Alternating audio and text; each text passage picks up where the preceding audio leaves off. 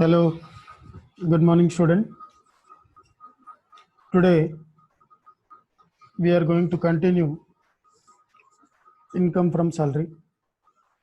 Okay, yesterday we have learned this format and basic salary meaning and few examples.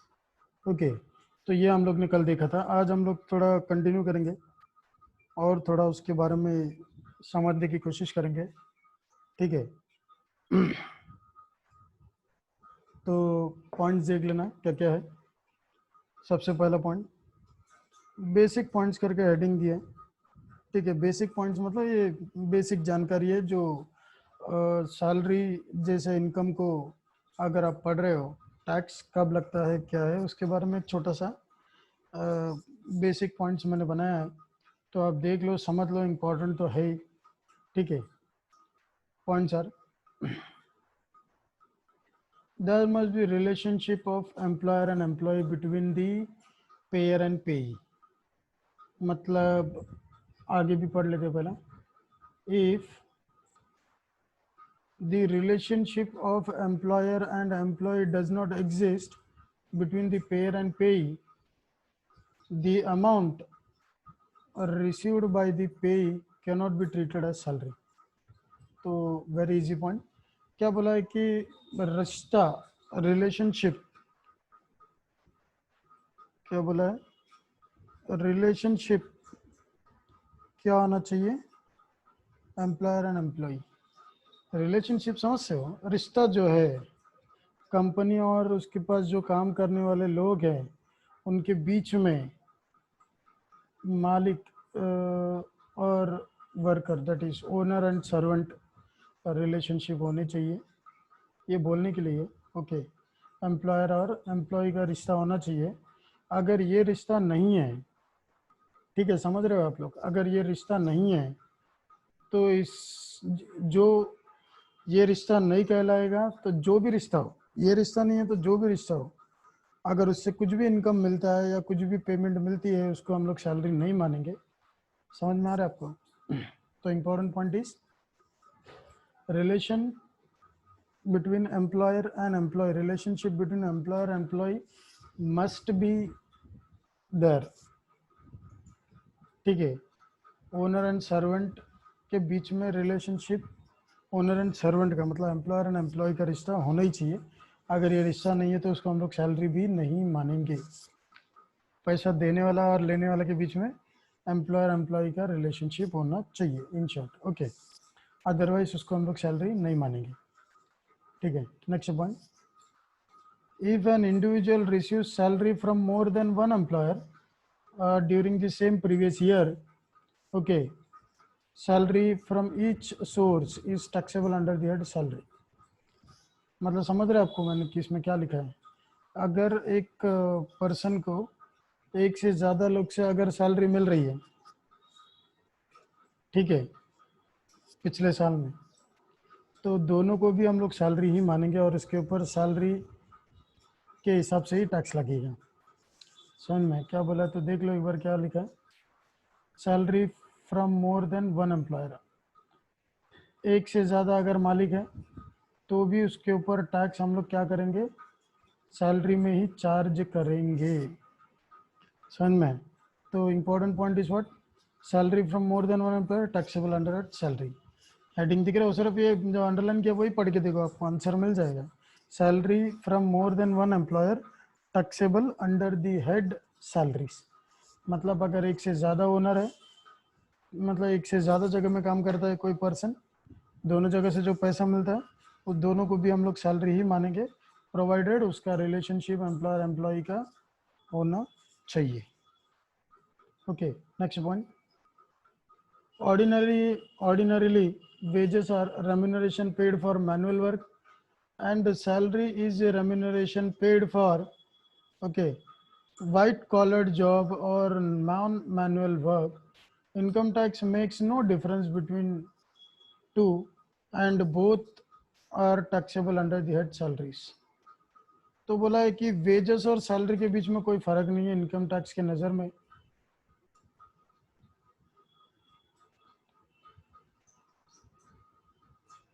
Wages,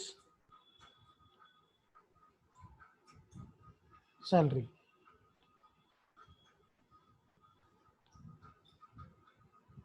एक second दे दो।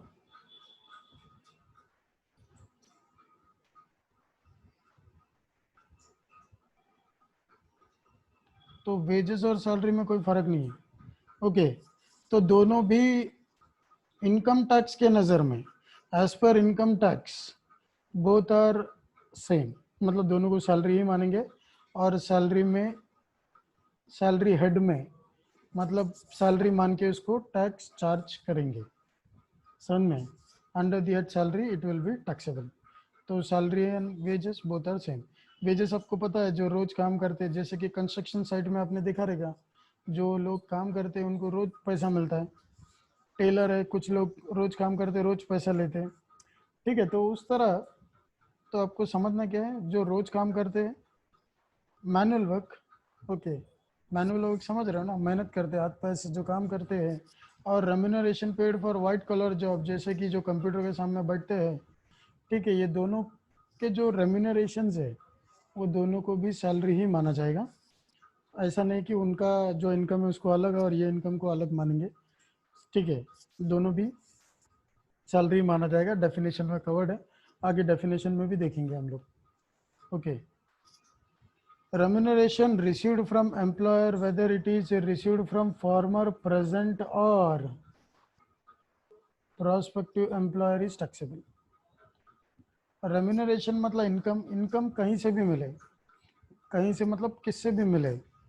जैसे कि हम लोग ने जिसके पास पहले काम किया था, अभी जिसके पास कर रहे हैं, आगे जिसके पास करने वाला, अगर उसने हमको कोई एडवांस सैलरी दिया है तो सारे सैलरी सैलरी सारे इनकम को हम लोग सैलरी ही मानेंगे। और यही इनकम फ्रॉम सैलरी में ही वो क्या होगा, टैक्सेबल रहेगा। समझ में आया? तो ज़रूरी बात क्या है, समझ में आ रहा है?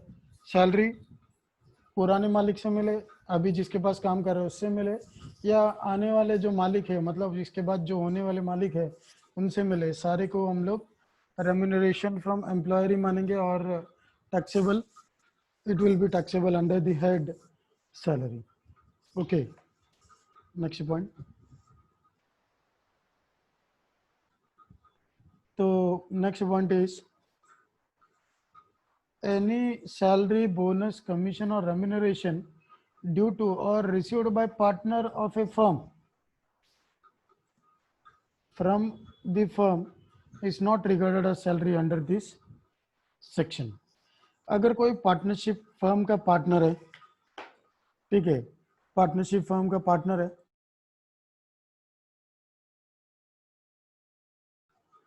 और उसको कोई सैलरी, बोनस, कमीशन या रेम्यूनरेशन मिल रहा है, पार्टनरशिप फर्म से पार्टनर को मिल रहा है, तो उसको सैलरी नहीं मानेंगे, उसको इनकम फ्रॉम बिजनेस या प्रोफेशन मानेंगे।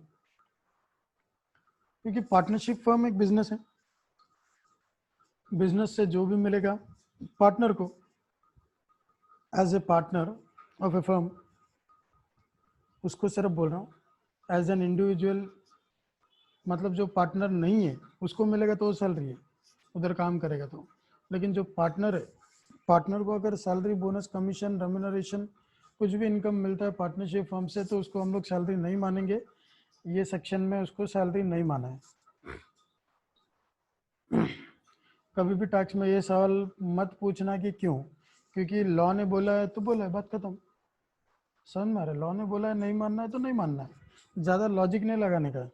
समझ में? जो बोला है बस सुनने का, समझने का, फॉलो करने का। इनकम टैक्स के रूल है, जैसे भी दिए हैं समझना है, याद रखना है। ठीक है, तो अपना खुद का दिमाग लगाने का नहीं, खुद का ज़्यादा सोचने का नहीं, ज़्यादा शाना बनने का नहीं। जो लिखा है लॉ में वही समझना है, वही सुनना है, वही याद रखना है।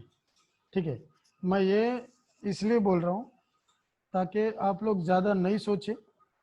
ठीक है, ऐसा कैसा वैसा कैसा, कुछ बच्चे रहते हैं, तो ये मैसेज उन टाइप के बच्चों के लिए, तो कोई गलत मत सोचना। ठीक है, next point. Amount taxed under the head salaries should be real salary and not fictitious salary. मतलब जो सैलरी मिलने वाला है वो रियल होना चाहिए, ना कि फिक्टिशियस, ना कि रियल, मतलब झूठ मूठ का इमेजिनरी सैलरी नहीं होना चाहिए। सपने में आया कि तुम एक दिन मतलब करोड़पति बन गए, तो वो तो फिक्टिशियस सैलरी माना जाएगा। मतलब आपने सिर्फ सपना ही देखा है ना, सच का तो नहीं है ना। आपने सपना देखे कि रातों रात करोड़पति बन गए, ये तो सपना है ना, इसको हम लोग बोलेंगे फिक्टिशियस सैलरी, वो सच नहीं है। तो जो सच का सैलरी मिला है उसी को हम लोग सैलरी मानेंगे। तो इसके लिए बोला है कि सैलरी क्या होना चाहिए, रियल होना चाहिए, फिक्टिशियस नहीं होना चाहिए। समझ में आ रहा है? तो this were the basic points what we need to understand initially. Okay, after that we'll move on to definition of salary. uh, First I'm covering section 17. Okay, there are basically section 17, 16 and 10.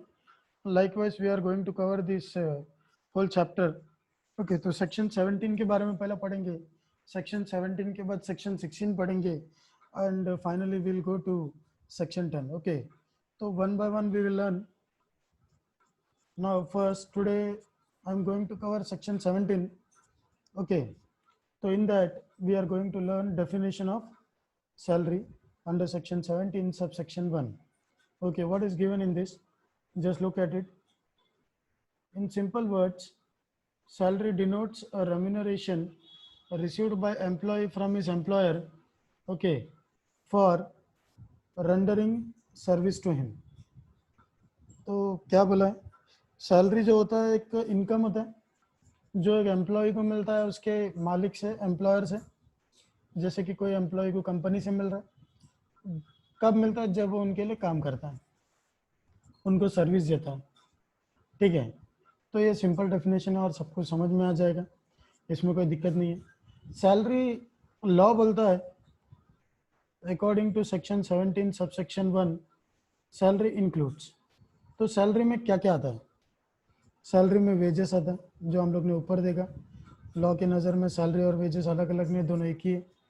Annuity और pension, आप उसको कोई कुछ payment होते हैं जो आप साल साल करते हो, जैसे कि LIC, लेकिन LIC की बात नहीं करूँगा, वो पर्सनल है।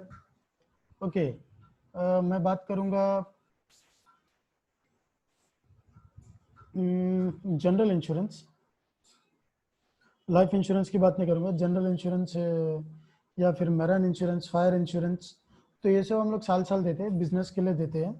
अगर बिजनेस के लिए हम लोग दे रहे हैं तो वो एन्यूटी बिजनेस का है। बट कोई पर्सन कुछ टर्म के लिए अगर कोई पेमेंट कर रहा है, जैसे कि फिक्स डिपॉजिट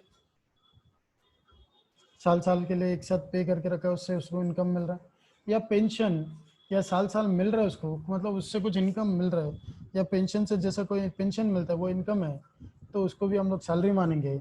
ग्रेचुटी, इसके बारे में हम लोग कल पढ़ेंगे, बट इसके बारे में अभी एक शॉर्ट मीनिंग बताऊंगा।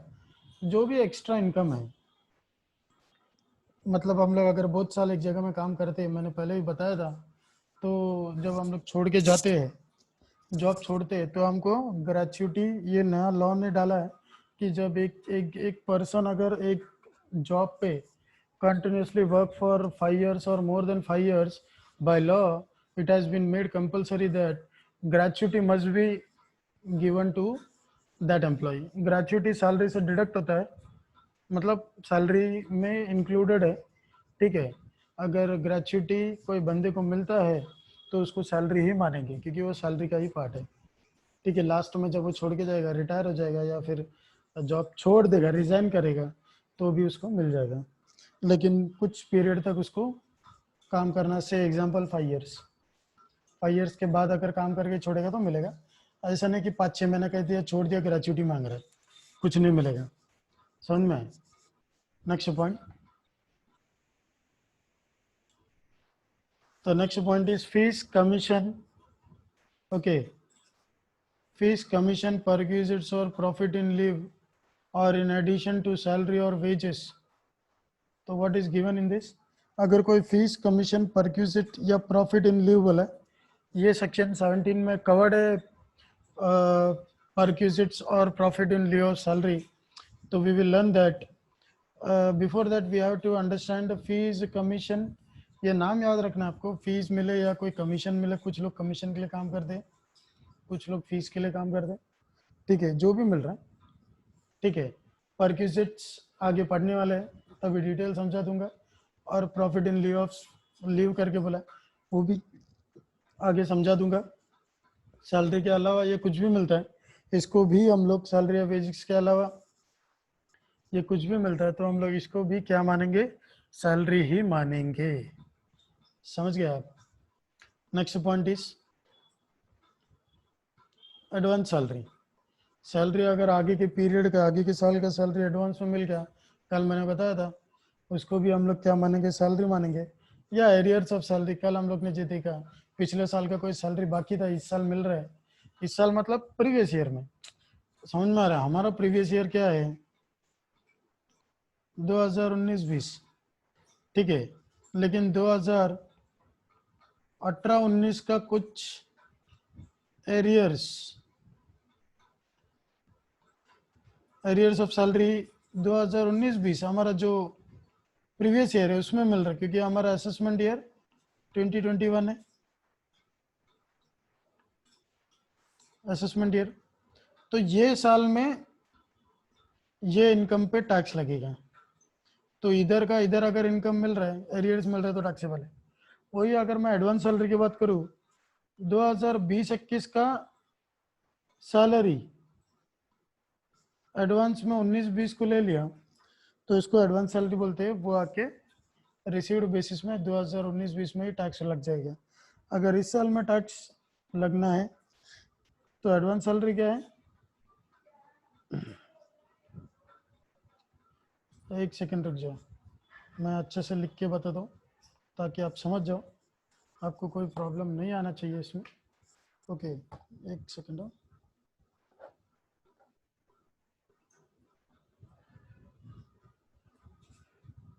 हमारा previous year, assessment year, preceding previous year मतलब प्रीवियस ईयर का पिछला साल। तो हमारा प्रीवियस ईयर तो 2019-20 है, पिछला साल।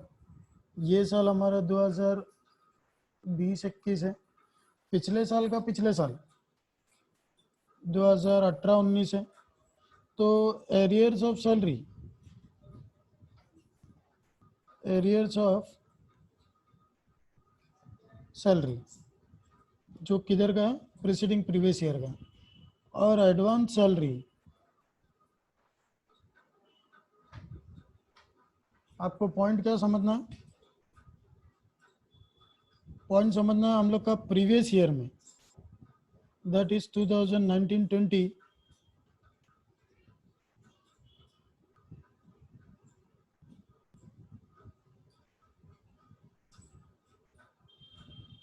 2019-20 में अगर हमको मिलता है ये साल का 2018-19 का सैलरी इस साल में मिला, टैक्सेबल है। अगर 2020-21 का सैलरी एडवांस में ले लिया तो भी टैक्सेबल है। तो हम लोग का प्रीवियस ईयर में अगर ये रिसीव होता है या फिर ये रिसीव होता है कौन से साल में, 19-20 में, तो दोनों भी टैक्सेबल है। तो एडवांस सैलरी और arrears of salary, hope you could understand, you might have understood what is the point I am trying to explain. Okay, तो this is very important, this is also forming a part of salary, तो इसको भी हम लोग salary ही मानेंगे। Okay, move on to next point, leave salary. छुट्टी, कल बताया था मैंने, कंपनी हमको छुट्टी देती है, छुट्टी अगर नहीं लिया तो उसके बदले में कैश दे देती है, उसको भी सैलरी मानेंगे, क्योंकि हम लोग को सैलरी ही उसको लेना पड़ेगा, क्योंकि वो सैलरी का हिस्सा। आप बोले कैसे, क्योंकि आप काम कर रहे हो इसके लिए मिल रहा है। अगर आप छुट्टी लोगे तो आपको मिलेगा क्या, नहीं। तो लीव सैलरी, लीव ना लेने के लिए भी सैलरी में दिया जाता है, वो भी टैक्सेबल माना जाता है under the salary. Contribution to pension scheme by central government on or before 1/4/2004। तो अगर कोई भी बंदे का सैलरी से, जो सेंट्रल गवर्नमेंट एम्प्लॉय होते हैं नॉर्मली। तो सेंट्रल गवर्नमेंट क्या करता है, एम्प्लॉय का सैलरी में से पेंशन डिडक्ट करता है।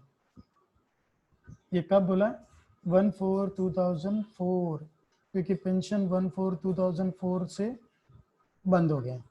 तो इसके डेट के मैं इधर पे वो बताना चाहूँगा कि ये जो पॉइंट है, ऑन को मैं निकाल देता हूँ और को भी निकाल देता हूँ। मैं लिखूँगा बिफोर,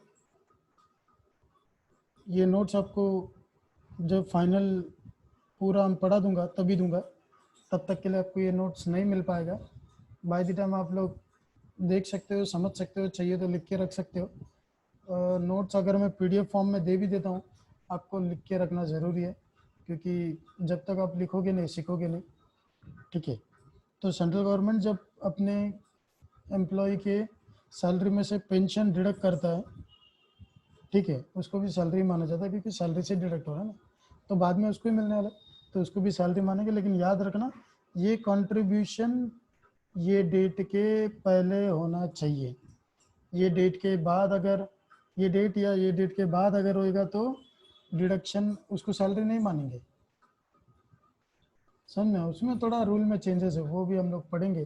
फिलहाल आपको क्या समझना है, सेंट्रल गवर्नमेंट अगर कोई पेंशन 1/4/2004 के पहले डिडक्ट करता है, मतलब कंट्रीब्यूट करता है कोई एम्प्लॉय की तरफ से, तो उसको सैलरी मानेंगे और वो टैक्सेबल है। उसके बाद contribution to recognised provident fund and interest thereon by the employer within limit, ये भी हम लोग आगे डिटेल में पढ़ेंगे। फिलहाल इतना याद रखना है, अगर प्रोविडेंट फंड, नाम याद रख लेना, प्रोविडेंट फंड कौन से वाला, रिकॉग्नाइज्ड प्रोविडेंट फंड, नाम तो सुना होगा, आरपीएफ, रिजर्व पुलिस फोर्स नहीं जो रेलवे का होता है, या फिर दूसरा जो होता है, ये है रिकॉग्नाइज प्रोविडेंट फंड। ठीक है, इसके बारे में डिटेल पढ़ेंगे। या उसके ऊपर वो जो रिकॉग्नाइज प्रोविडेंट फंड है उसके ऊपर इंटरेस्ट किसके कंट्रीब्यूशन पे, एम्प्लॉयर, एम्प्लॉयर समझ रहे ना, कंपनी कंट्रीब्यूट कर रहा है आपके अकाउंट में कंपनी की तरफ से। एक सेकेंड,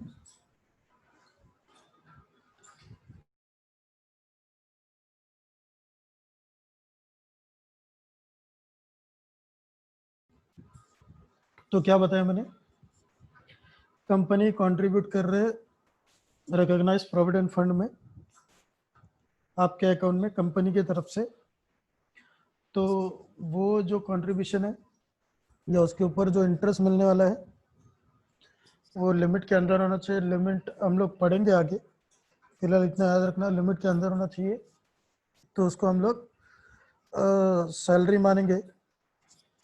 ठीक है, और वो टैक्सेबल मतलब होना चाहिए, लेकिन आगे रूल में चेंजेस है, वो रूल क्या बोलता है वो भी पढ़ेंगे समझेंगे। ठीक है, बाय द टाइम आपको ये याद रखना है। Next point, perquisites. परक्यूजिट्स काफ़ी बड़ा पॉइंट है, कल हम लोग कवर करेंगे।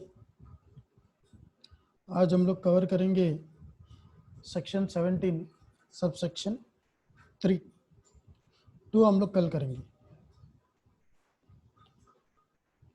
तो next point, according to section 17 subsection 3 the term profit in lieu of salary includes.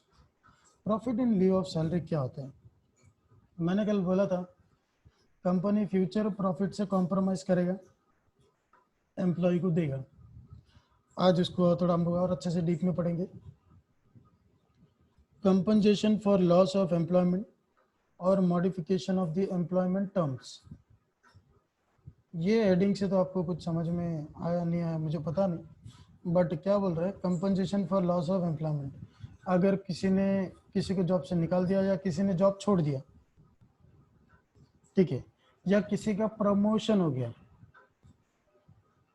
Modification of the employment terms मतलब कोई प्रमोशन हो गया या सैलरी इंक्रीमेंट हो गया, तो भी उसको मॉडिफिकेशन ऑफ एम्प्लॉयमेंट टर्म्स ही बोलते हैं। जैसे कि सैलरी हर साल बढ़ता है, तो नया बढ़ा हुआ सैलरी का अलग से हमको क्या मिलता है, क्या मिलता है? अगर जो लोग जॉब करते हैं आप उनको पूछ के देख लेना, अगर सैलरी हाइक होता है तो अलग से उनको सैलरी हाइक हुआ है तो लेटर मिलता है, और लेटर में लिखा होता है कि सैलरी जो है ये बंदी का ये पीरियड से, मतलब ये महीने से इतना हो गया करके।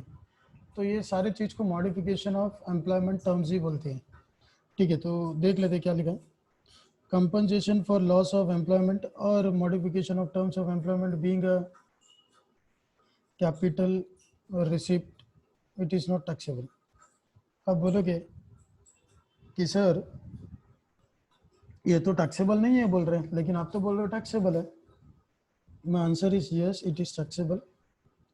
अभी आप देखना, क्योंकि देखो रेवेन्यू नेचर का जो इनकम होता है वही टैक्सेबल है, कैपिटल नेचर का इनकम टैक्सेबल नहीं है सैलरी में बाय रूल। समझ में आ रहा है? बट ये कैपिटल नेचर का होने के बावजूद टैक्सेबल है। मैंने आपको बोला था रिसर्च नहीं करना है, जो बोला है वो सुनना है, समझना है, बस उसी को याद रखना है। But by virtue of section 17 subsection 3, any compensation due or received by an SSE from his employer or former employer or in connection with the termination of his employment or modification of terms of employment is taxable as a profit in lieu of salary। तो बोला है section 17 by subsection 3 के हिसाब से कोई भी compensation अगर मिलता है या मिलने वाला है, ठीक है, किससे मिलने वाला? कंपनी से। वो कंपनी जिसमें हम लोग पहले काम करते थे या अभी हम लोग काम कर रहे हैं, ठीक है, या हमको काम से निकाल दिया गया है, या हमारा जॉब के पोजीशन में चेंज हुआ गया बट सैलरी में चेंजेस हुआ है, उसके वजह से हमको क्या मिल रहा है? सैलरी बढ़ के मिल रहा है। तो उसी को लोग ने नाम बोला है profit in lieu of salary, और वो टैक्सेबल है। ठीक है, सैलरी में included. Payment from an unrecognised provident fund or an unrecognised superannuation fund, मतलब अगर पेमेंट हो रहा है, पेमेंट किधर से मिल रहा है? पैसा अनरिकॉग्नाइज्ड प्रोविडेंट फंड से पैसा मिल रहा है, या अनरिकॉग्नाइज्ड सुपरएन्युएशन फंड, मतलब टर्मिनेशन के बाद जो मिलता है ना, वही फंड को सुपरएन्युएशन फंड बोला। या आपने छोड़ दिया या डेथ हो गया, जो भी है, ठीक है। At any given time, accumulated balance in unrecognized provident fund and unrecognized superannuation fund consist of employees' own contribution, interest on employees' own contribution, employers' contribution, interest on employers' contribution। तो क्या बोला है? प्रोविडेंट फंड में तो हम लोग पैसा हम लोग के अकाउंट से कटता है ना, हाँ कि नहीं? जल्दी बोलो, फटाफट से। कटता है, वेरी गुड। तो पॉइंट क्या था मेरा? प्रोविडेंट फंड से जो लोग काम करते हैं उनके अकाउंट से ही पैसा कटता है ना, समझ में आ रहा है? तो वो एम्प्लॉय का कंट्रीब्यूशन हो सकता है, उसके ऊपर इंटरेस्ट मिल सकता है। तो हम लोग जितना कंट्रीब्यूट करते हैं एज ए एम्प्लॉय, कंपनी भी हमारे अकाउंट में उतना ही पैसा हमारे लिए उनके तरफ से हमारे खाते में जमा करता है, तो उसके ऊपर भी इंटरेस्ट मिल रहा है। तो ये जो भी पैसा हम लोग कंट्रीब्यूट कर रहे हैं, हम भी कर रहे हैं हमारे लिए हमारे तरफ से, कंपनी भी कर रहा है। तो any payment received by employ from unrecognised provident fund at the time of retirement or termination of service is taxable as profit in lieu of salary to the extent of employer's contribution, okay, interest on employer's contribution। तो क्या बोला है? तो जो भी payment हमको मिलेगा किससे? प्रोविडेंट फंड से। ये जो अनरिकॉग्नाइज प्रोविडेंट फंड है, ये अकाउंट हम लोग जब जॉब छोड़ेंगे तो हमको प्रोविडेंट फंड मिल जाएगा ना रिटर्न, हमने जो भी जमा किया है या कंपनी हमारे लिए जो जमा किया है। तो कंपनी का जो हिस्सा है, कंपनी ने जो कंट्रीब्यूट किया हमारे लिए, उसके ऊपर टैक्स लगेगा। हमने जो कंट्रीब्यूट किया है उसके ऊपर टैक्स लगने वाला नहीं है करके आपको लग रहा है? उसके ऊपर तो 100% लगेगा, बट इसमें दिया नहीं, ऐसा बोल रहा हूँ। वो कैसा लगेगा आगे हम लोग समझेंगे, फिलहाल के लिए हमको क्या समझना है?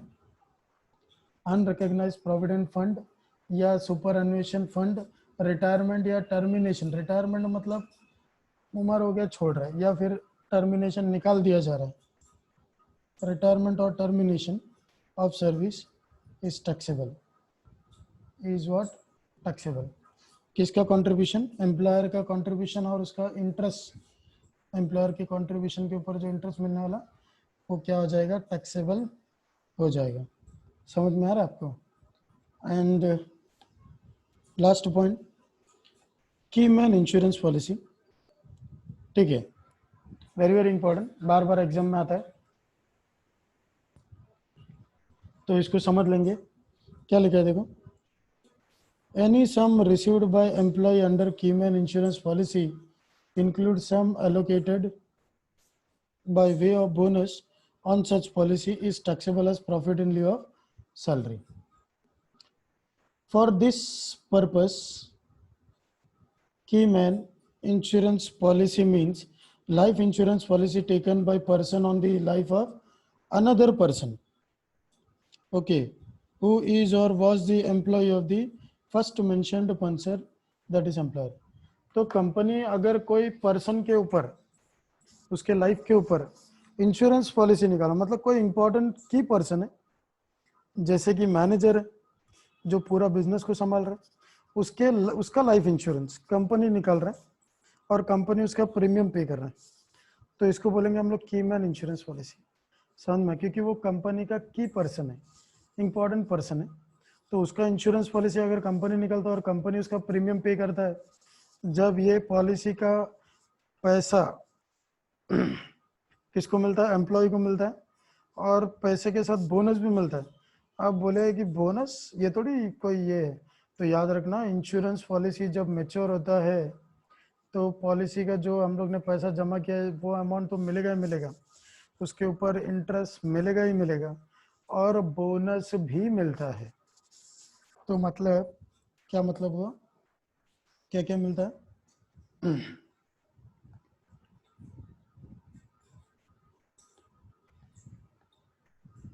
तो क्या क्या मिलेगा, एक सेकंड दे दो, बता देता हूँ। जो एम्प्लॉय प्रीमियम जमा करेगा इंश्योरेंस का, प्लस इसके ऊपर इंटरेस्ट भी मिलेगा, प्लस इसके ऊपर बोनस भी मिलेगा, तो ये तीनों को मिला के इंश्योरेंस कंपनी क्या करता है, अभी हम लोग बोलते हैं ना कि हम लोग 2 साल में 1 लाख जमा किया तो हमको 1.25 लाख मिल रहा है या 1.5 लाख मिल रहा है, कुछ वैसा ही टाइप का है, तो वो बोनस इंटरेस्ट सब ऐड होके आ जाता है। तो इस तरह से समझ में आ रहा है आपको। तो इधर पे जो बोनस दिया है इसका वही मतलब है, इसको इसको हम लोग profit in lieu of salary बोलेंगे, ठीक है। तो हम लोग इसको क्या बोलेंगे, profit in lieu of salary बोलेंगे, और ये टैक्सेबल भी माना जाएगा। तो की मैन इंश्योरेंस पॉलिसी क्या है, बिजनेस का जो इम्पोर्टेंट पर्सन है, की पर्सन है मतलब की एम्प्लॉय है, इम्पोर्टेंट एम्प्लॉय है, उसके लाइफ के ऊपर कंपनी इंश्योरेंस पॉलिसी निकालती है, और जब वो कंपनी का पॉलिसी मैच्योर होता है तो वो एम्प्लॉय को क्या मिलता है, वो इंश्योरेंस के पूरे अमाउंट, इंटरेस्ट, बोनस सब मिलते हैं, और ये टैक्सेबल है as a profit in lieu of salary under the head salary, ठीक है। इसके ऊपर वो पर्सन को टैक्स भरना ही है में, ठीक है। तो ये था लेक्चर आज के लिए। कल हम लोग और पढ़ेंगे, profit in lieu of salary का मीनिंग चाहिए तो आप देख ले सकते हो, क्या लिखा है देख लेना। Profit in lieu of salary section 17 subsection 3 क्या लिखा है, as a very name indicates profit in lieu of salary is not regular payment received by the employ from his employer, it is something which employ receive in place of salary. तो क्या बोला, employ को ये regularly नहीं मिलता है, जब वो जॉब छोड़ के जाएगा या फिर वो जॉब करते समय पॉलिसी मैच्योर हो गया तो ही मिलता है, ठीक है, लेकिन इसको सैलरी ही माना जाता है, ठीक है। कल हम लोग पढ़ेंगे परक्यूजिट, जो बहुत बहुत बहुत ज़्यादा इंपॉर्टेंट है, और इसके बारे में हमको डीप पढ़ के रखना, ये बार बार एग्जाम में रिपीटेडली आता है और बहुत ज़्यादा इंपॉर्टेंट भी, ठीक है। तो बस आज के लिए इतना ही, कल मिलते हैं, ठीक है। आगे के लेक्चर पढ़ेंगे, देखेंगे, सीखेंगे, ओके। तब तक के लिए चलो बाय।